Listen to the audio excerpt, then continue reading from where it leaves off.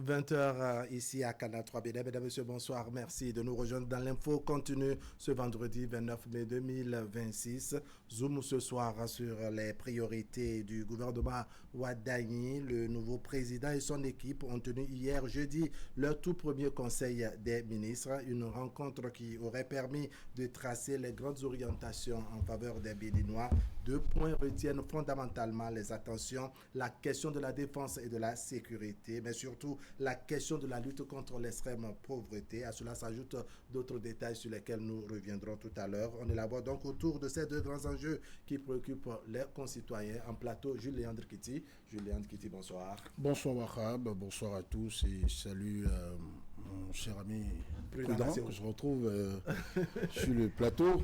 Prudent Nazéou, bonsoir. Bonsoir Wahab, bonsoir Jules Léandre Kitty, bonsoir aux téléspectateurs. Allez, nous évoluons dans l'actualité. Les choses évoluent progressivement, n'est-ce pas? Il y a eu passation de service, il y a eu tout premier conseil des ministres au niveau du palais de la Marina. Obiad Ouadani et son équipe sont officiellement installés dans la plénitude de leurs fonctions. D'abord, quelle lecture cela vous fait, Prudent Nazéou? Pardon, quelle lecture vous avez autour de cette actualité? Changement de ton, changement d'approche, de méthodologie, mais aussi orientation claire par rapport au septennat qui s'ouvre. Il était évident que Oumiad Ouadani, élu président et investi, puisse dire à ses fidèles collaborateurs, notamment ceux nommés au gouvernement, ce qu'il attend d'eux. Et je crois que les grandes orientations ont été données, les priorités définies. Et fondamentalement, on devrait quand même s'attendre à ça, puisque si vous observez bien, à part les sujets que vous avez évoqués, la nécessité de lutter contre l'extrême pauvreté, la défense du territoire, mais aussi la régionalisation du développement, il a donné le ton que le poste de ministre ne saurait être un privilège accordé à des partisans ou même des copains ou amis, ils doivent le considérer comme étant au service de la République. Oui. Et ça, ce sont quand même des orientations claires qu'on peut retenir de ce Conseil des ministres. Sans compter qu'on sort un peu du protocole hebdomadaire du Conseil des ministres, le ton est donné. On préfère travailler plus au niveau des cabinets que de réunir les membres du gouvernement à échéance hebdomadaire. Donc voilà un peu ce qu'on peut retenir. Donc changement de cap, mais aussi d'approche. Oui, je précise, pas de conseil des ministres de façon hebdomadaire. Cette fois-ci, ça passe de façon mensuelle. Vous avez suivi la même actualité, ce compte rendu du conseil des ministres. Quels sont les grands éléments que vous avez retenus au-delà, je dirais, de ces aspects, lutte contre, je dirais, l'extrême pauvreté, la question de la sécurité sur laquelle on va revenir tout à l'heure? Bon, moi, ce que j'ai retenu dans le compte rendu fait par le désormais ministre porte-parole du gouvernement, il faut insister là-dessus, parce que c'est et je profite de l'occasion pour dire félicitations à Wilfried Léandre Ombédi. Ça n'est pas rien, c'est un détail de taille. Ce que j'ai retenu le plus, c'est que le chef de l'État, selon ce compte rendu, a martelé à l'endroit de ses ministres que la nomination de chacun d'eux ne devrait pas être vue comme mérite personnel, ni une rétribution pour un engagement politique quelconque. Pour moi, qui suis très attaché au discours public, lorsque c'est au Conseil des ministres inaugural que ça se dit déjà comme ça, c'est une manière de dire à tous ceux qui sont membres de ce gouvernement que ce n'est pas à l'aune de leur appartenance à tel cercle ou autre politique qu'ils seront jugés, c'est sur la base du résultat qui seront jugés. Il y a également quelques mots qui ont été prononcés et qui valent leur pesant d'or. On parle de sobriété dans l'action, on parle de se mettre au service de la nation, du Bénin, de tous les Béninois. Ça veut dire que chaque pas que chaque ministre doit poser, il doit se dire je suis au service de tout le Bénin. Quoique, et là le porte-parole du gouvernement, le ministre porte-parole du gouvernement a encore insisté là-dessus, le président de la République en composant son gouvernement a tenu compte de l'équilibre régional et pour que, a dit Wilfried Léon Ombédi, toute la nation, toutes les composantes, toutes les sensibilités de la nation puissent être à la table de décision. Ça, ce n'est pas à juxtaposer avec ce qui se faisait avant. C'est notamment sous le président Kérékou que ce discours avait été assez relayé à l'équilibre régional. Chaque fois qu'on voulait former le gouvernement, on disait est-ce que tous les départements étaient représentés. Mais c'était beaucoup plus dans l'intérêt dans la dynamique d'une défense des intérêts de chaque région. Pour que les fils de ça. Aujourd'hui, Ronald Wadaï le fait, non pas pour ses intérêts de région, mais pour coller avec lui sa stratégie de développement du pays, à savoir qu'il faut qu'il y ait de grands pôles de développement au plan de grands pôles régionaux de développement. Il en a parlé lors de la campagne et je pense qu'il est en train de donner les signes avant-coureurs de ce qu'il va traduire dans son programme national. Vous avez dit que le temps est donné pour dans Nasséou, c'est vrai, dans son discours à l'investiture, il dit qu'il connaît les urgences et qu'il comprend également les impatiences des uns et des autres. À ce Conseil des ministres, on a mis l'accent sur la question du développement régional, mais il y a ces détails que nous énumérons ce soir, les questions de la sécurité, de la lutte contre l'extrême pauvreté. Doit-on dire que ce sont les priorités des priorités? C'est pourquoi à ce Conseil inaugural, on les a centrés au milieu. Bien sûr, parce que le président de la République, précédemment ministre de l'économie et des finances, s'emploie ou s'est évertué à vendre les performances macroéconomiques de notre pays. Il s'est appesanti sur le taux de croissance, même quand il présentait son projet de société face aux partenaires politiques. Et à la nation, il a dit, aujourd'hui, il faut que cette croissance économique puisse se ressentir au niveau de chaque ménage. Et pour y arriver, il faut mettre en place un certain nombre de stratégies, il faut mettre en place un certain nombre de leviers sur lesquels on pourrait agir pour que cette richesse qui s'accroît au plan national puisse se ressentir aussi bien au niveau de la ménagère que des artisans, fonctionnaires et autres. Et donc, si vous voyez bien, nous sommes aujourd'hui dans ce que je peux appeler les prémices de la concrétisation de ce discours. Et on attend de voir, parce que vous auriez remarqué avec moi qu'aujourd'hui, on a des ministères pointus dédiés à des activités ou à des secteurs qui sont porteurs de la croissance. L'investissement privé est d'un côté, le commerce formel est d'un côté aujourd'hui, le commerce intérieur. Oui, c'est ça que vous appelez le commerce formel. Formel. En fait, on veut formaliser. D'accord, le commerce extérieur. Extérieur également. Et donc, les microfinances, tout ça. Donc, quand on fait un peu le point, on se dit, on veut aller vite. C'est ça. Pourquoi? C'est justement ce qui fonde la création de ces ministères ou les rajouts de ces approches sectorielles. Vous voyez, donc, on veut aller vite, on veut avoir très tôt les résultats. C'est pour ça qu'on a pu obtenir ces déclinaisons, ces compléments. Et surtout, on se projette dans le futur avec les questions d'intelligence artificielle. On l'a suffisamment dit ici, vous vous rappelez. Donc, je pense qu'il y a une vision qui a été déclinée. Et aujourd'hui, on est dans les prémices, de la matérialisation. Une forme de lancement. Bien sûr. Oui. Alors, c'est vrai que pour le citoyen lambda, tout est priorité. Doit-on dire que la question de la lutte contre l'extrême pauvreté est une priorité des priorités? Oui, c'est la priorité des priorités. Quand on peut y ajouter les questions sécuritaires qui sont, on va dire, conjoncturelles. On espère tous que le terrorisme, les incursions djihadistes puissent s'arrêter avec le Bénin. Mais là encore, on peut faire un lien. Il y a des gens ceux qui alimentent ces groupes terroristes-là sont quelque part mal intentionnés. Mais il y a un terreau fertile. Toutes les études ont montré que dès qu'il y a l'extrême pauvreté dans certaines régions, les jeunes qui sont recrutés pour infiltrer la population et être dans ces groupes-là, c'est parce qu'on leur propose des choses.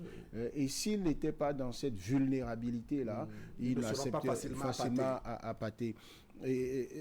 Ensuite, oui, l'extrême pauvreté, parce que, en fait, c'est stratégique. Quand on fait le bilan du règne du président Patrice Talon, Mais si même ses opposants, ses plus farouches pourfendeurs en sont arrivés à dire non, mais franchement, il a réalisé de grandes choses, il a transformé le Bénin. Il a allumé, comme je le disais souvent, le cerveau des Béninois et on voit grand aujourd'hui. Et la signature Bénin est respectée, notre pays est un pays émergent aujourd'hui.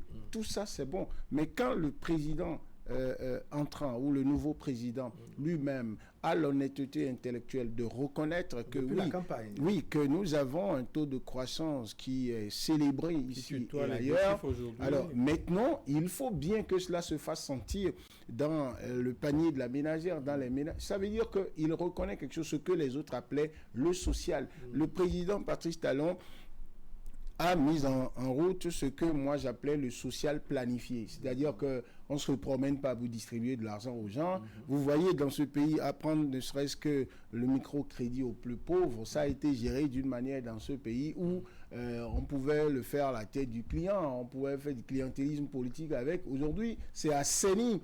Et donc, c'est sûr, et puis autour du microcrédit aux plus pauvres, moi j'ai suivi le directeur général de la microfinance au cours de la campagne électorale qui disait il y a beaucoup d'autres lignes, beaucoup d'autres fonds que l'État a mis en place pour tout ça. Et donc, si Romuald Wadaï ne s'attaque pas à l'extrême pauvreté, les Béninois vont continuer à vivre dans la transformation observée sous le président Talon et les bonnes intentions qu'il a, les bases du social planifié qu'il a mises en place. Mais si lui ne réussit pas réellement à faire sentir aux Béninois qu'ils vivent mieux dans leur maison, et on insiste surtout sur les extrêmes pauvres parce que le Béninois moyen, lui, je vous dis, vous et moi, nous ne sommes pas à l'abri de tous les besoins, mais nous n'avons pas non plus les mêmes problèmes que beaucoup d'autres citoyens. La question d'extrême pauvreté, parce que c'est là que se fait le débat. On se dit qu'il y a des pauvres, il y a des extrêmes pauvres, mais quel est, je dirais, le signe qu'il y a sur le visage de l'extrême pauvre, le signe qu'il y a sur le visage du simple pauvre? Wahab, il y a des études, qui indiquent où on les retrouve, ces extrêmes pauvres. Et vous savez, il y a le programme Arche qui a pris en compte ces données-là pour pouvoir aujourd'hui cartographier le registre de la pauvreté au niveau national. On connaît les communes les plus pauvres, on connaît les poches de pauvreté extrême.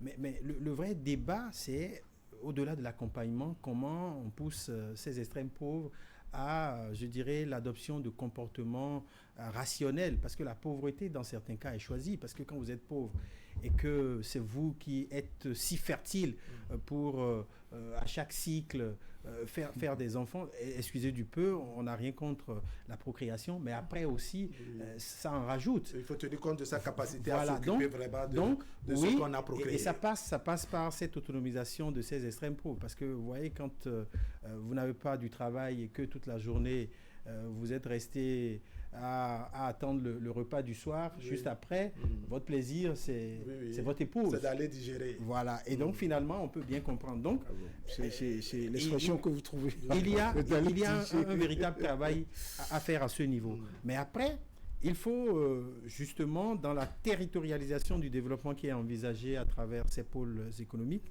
il faut travailler aussi à sédentariser ces extrêmes pauvres-là dans leur région pour qu'ils aient des emplois. Ne serait-ce que cette approche de développer les régions à l'aune des six anciens départements, vous voyez qu'on pourrait consommer une main-d'œuvre locale qui favoriserait. Parce que dès lors que les gens... Pourquoi les gens quittent les villages pour la ville? C'est que la ville apporte forcément une plus-value. Il y a le mindset qui change dès que vous venez en ville. Vous commencez par voir ce qui vous manque. Vous changez carrément de priorité parce qu'au village, peut-être le repas du soir vous est assuré par votre maman qui a peut-être la soixantaine alors que vous êtes dans la trentaine, vous ne vous en préoccupez pas, vous avez un toit où vous dormez paisiblement, mais quand vous venez en ville, vous êtes appelé à louer. Et donc, tout de suite, les données changent, la façon de percevoir. Et donc, cette territorialisation va beaucoup aider les gens à prendre la mesure de leurs responsabilités par rapport aux questions de procréation que j'évoquais et sortir justement de cette extrême pauvreté. Oui, mais on se dit, comment on réussit, je dirais, une mission pareille? Est-ce que c'est seulement le travail du chef de l'État et de son gouvernement? Parce que oui, on relève l'extrême pauvreté comme un problème à régler. Est-ce que la résolution de ce problème doit seulement se limiter au cercle restreint du président de la République de ces ministres auxquels il a donné des instructions? Non, je vous réponds en disant que tout gouvernement n'a pas vocation à régler les problèmes dans les derniers détails pour chaque citoyen. Il vient de parler d'abord, vous savez, la pauvreté ou toute condition de vie que vous avez, il y a une bonne partie qui est tributaire de votre comportement. C'est tributaire de votre comportement. C'est-à-dire que si quelqu'un, on ne lui a pas appris à gérer 100 000 francs CFA, un gouvernement aura beau lui donner 500 000, 1 million, il restera pauvre. Vous comprenez? Déjà, il faut comprendre qu'on n'est plus à l'étape de comment on identifie l'extrême pauvre. Non. Et il le sait. On a eu à travailler sur des projets. J'ai encore en tête, par exemple, un projet PSTCC qui a changé de nom maintenant, projet de services décentralisés conduit par les communautés. Alors, si on en est arrivé, malgré des infrastructures scolaires, sanitaires qui se réalisaient dans les régions, on trouvait qu'il fallait initier les filets sociaux. Il y avait des familles où, par exemple, une famille qui n'arrive pas à scolariser ses enfants. C'est-à-dire, l'État a décidé, par exemple, de rendre la scolarisation gratuite pour les filles, pour les petits-enfants et tout. L'État a mis les cantines scolaires, voilà, pour beaucoup d'enfants, presque tout le pays. Ça règle un problème. Mais après, si on ne se préoccupe pas d'identifier la famille où il y a cette femme qui a la possibilité de fabriquer de l'huile rouge, par exemple, mais parce qu'elle n'a pas le minimum et parce qu'elle n'a pas l'expertise locale, le minimum à avoir pour fabriquer l'huile, alors qu'elle en a l'ambition pour développer sa petite unité, est obligée de faire des kilomètres pour aller acheter de l'huile chez d'autres personnes et revendre. Donc, elle n'arrive pas à avoir l'argent pour alimenter ses enfants, pour donc s'occuper de la scolarisation de ses enfants, parce que ce n'est pas que le repas à l'école, c'est aussi à la maison. Moi, j'ai déjà vu, pour la petite soirée, dans un coin qu'on appelait, à l'occasion, j'ai découvert qu'il y a un village qu'on appelle Misebo, c'est dans Zé. Où j'ai vu contrairement à Misebo à Cotonou, où j'ai vu une dame, mais pas coïncidence heureuse ou malheureuse, pour le reporter, c'était heureux de découvrir ça, une dame qui fait sa pâte recyclée, court à la récréation, va rester derrière l'école pour que son enfant sorte pendant que les autres sont en train d'acheter à manger, pour lui donner quelque chose à manger et courir encore à la maison. Alors, ces personnes sont identifiées. Si on en est arrivé, sous le président Talon, par exemple, à identifier des filles qui, dans certaines régions-là, ont besoin qu'on leur fasse des transferts monétaires pour pouvoir vivre et rester à l'école, parce que la fille qui est à l'école, elle évite de tomber dans un autre comportement qui aggrave la pauvreté. Elle va attraper une grossesse non désirée. Les gens ne savent pas que ça, c'est des signes de pauvreté également, parce qu'elle n'était pas prête à s'engager dans un foyer. Vulnérable que elle peut s'offrir aux plus offrants. Voilà, la question de procréation, par exemple, ça, vous vous rappelez, sous le président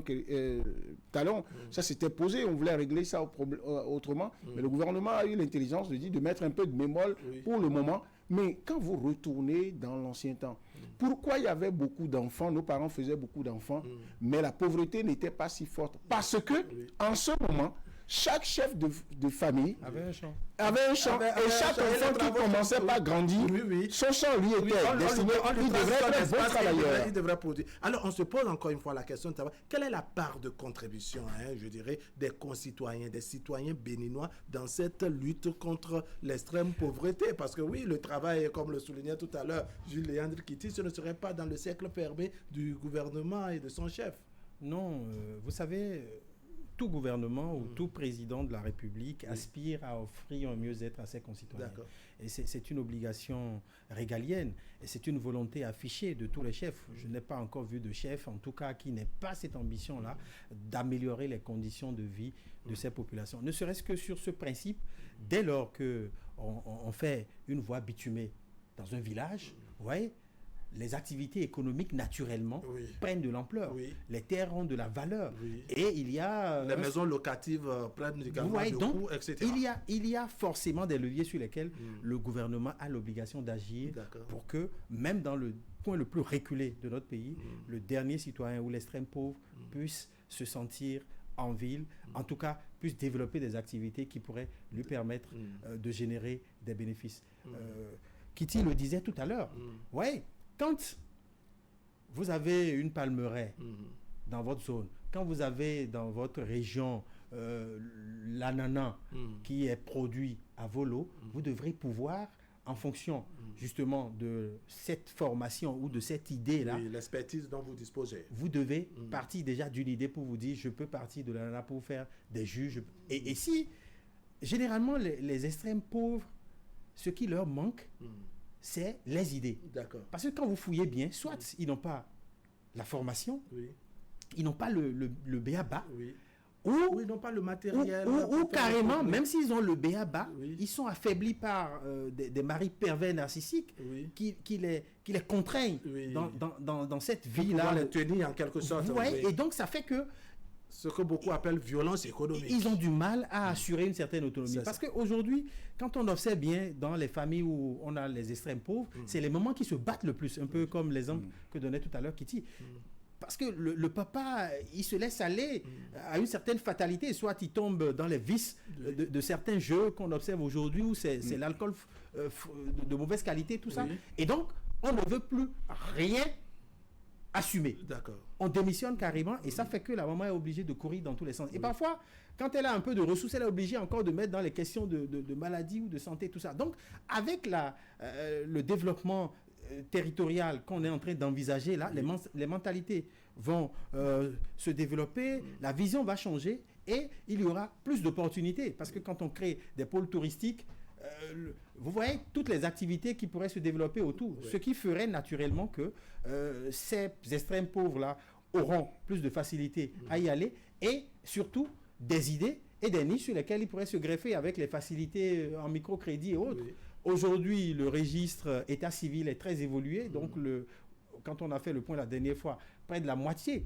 la moitié des Béninois disposent aujourd'hui d'actes de naissance sécurisés. Et ce sont quand même des pièces essentielles pour aller sur le marché du microcrédit ou du prêt ou même, je dirais, pour bénéficier de subventions ou d'accompagnement pour créer des la lutte petites contre l'extrême entreprises. pauvreté, c'est un travail d'équipe. Il y a le gouvernement Qui donne le temps il y a également et les concitoyens, afin que, concitoyens. tel que le disait Jules Léandre Kitty, n'est-ce pas, on puisse sentir, n'est-ce pas, tout cela dans la poche et dans le panier de la ménagère. On a noté que ce sont des aspects qui évoluent ensemble. Je parle de la lutte contre l'extrême pauvreté, mais également la question de la sécurité. Vous avez déjà commencé par l'aborder. On sait que beaucoup de choses, ou en tout cas beaucoup de choses ont été faites, de grands efforts ont été menés autour de la question de la sécurité, la défense du territoire. Dans le programme d'action de Romuald Wadani, on a vu qu'il a exposé ce qui a été fait, ce qui est en cours et ce qui sera fait. Est-ce à dire que en annonçant en cours de ce conseil inaugural la question de la sécurité, on s'attendra à l'amélioration davantage des conditions des hommes en âme et également un travail de sécurité pour que vraiment on puisse dormir sur nos deux oreilles? Bien sûr, et ça, le président Romuald Wadani a montré déjà entre la campagne électorale et son discours d'investiture et, je vais dire, de la campagne au premier conseil des ministres, en passant par l'investiture, il a montré qu'il veut être cohérent dans son discours et que, parce que sûr de pouvoir joindre l'acte à la parole, et on peut le suivre, il peut avoir une lisibilité dans son action publique. Il a dit lors de la campagne électorale que les questions sécuritaires sont prioritaires pour lui. Il a osé annoncer, et ça c'est très heureux, là où tout le monde pensait qu'il ne pouvait pas le dire, il a dit il travaillera également à ce que la question de la synergie d'action entre le Bénin et ses voisins pour donc une lutte coordonnée contre le terrorisme puisse se faire. Vous avez eu les premiers signes évidents de dégel à son investiture. C'est vrai qu'en diplomatie, ce n'est pas la fin du monde qu'il y ait eu le Premier ministre du Niger, les ministres des Affaires étrangères du Burkina et du Mali à Cotonou pour l'investiture. Mais vous savez qu'il n'y a pas que le Bénin qui a invité ces pays, il y a eu ces pays également qui ont accepté l'invitation du Bénin. Ça veut dire qu'il y a déjà un pas d'importance qui s'est fait. Ça est en train d'être passé, parce que quand vous adressez l'invitation à quelqu'un, il est également libre de ne pas venir. Et ces ministres n'ont pas pu être à Cotonou sans l'aval de Ibrahim Traoré, de Assimi Goïta et de Abdourahmane Tiani. Passer son là, c'est président de l'AES. Voilà, je vous ai parlé tout à l'heure du lien entre la lutte contre l'extrême pauvreté et la lutte contre l'insécurité, notamment le terrorisme. Et il a dit cela en des termes qui montrent qu'il a pris vraiment le manteau du personnage de président de la République. Un Romuald Wadaï que moi je voyais le jour de l'investiture des couloirs du palais de la Marina jusqu'au palais des congrès un peu ému, c'est humain, mais quand il s'est agi de dire que le Bénin ne tremblera pas devant ses ennemis, ne cédera pas la paix, il a eu le regard ferme d'un chef d'État qui a besoin de rassurer. Et les premières nomination autour de lui au niveau des questions sécuritaires, il a voulu garder autour de lui ces hauts gradés qui ont mené la stratégie sécuritaire autour du Bénin. Il y a le général Bada autour de lui, conseiller technique aux affaires sécuritaires. Il y a le général Théoué Diré, qui est au niveau de la garde nationale. Et vous avez le chef d'état-major des armées qui a été maintenu à sa place et à juste titre parce qu'il a montré de la compétence, le Fructueux Bagidi. Alors très rapidement, est-ce à dire que tous ces signes, ces signaux, n'est-ce pas, rassurent? On cite tout à l'heure, je dirais, ces acteurs sécuritaires, en tout cas ces hommes en uniforme qui ont fait un travail de qualité en ce qui concerne la lutte contre le terrorisme et les questions de sécurité. On cite également la présence à l'investiture, je dirais, des représentants des pays de l'AES, sous invitation, bien entendu, du Bénin. Est-ce que ce sont des signaux, n'est-ce pas, qui rassurent les concitoyens en ce qui concerne le dispositif sécuritaire au Bénin? En tout cas, le volet sécuritaire. Au-delà du discours, je crois que c'est une question de responsabilité. Parce qu'on n'est pas président sans la défense de l'intégrité territoriale. Et au mieux, on ne va pas souhaiter que les terroristes fassent souvent des incursions sur notre territoire. Au mieux, on va souhaiter qu'on en finisse.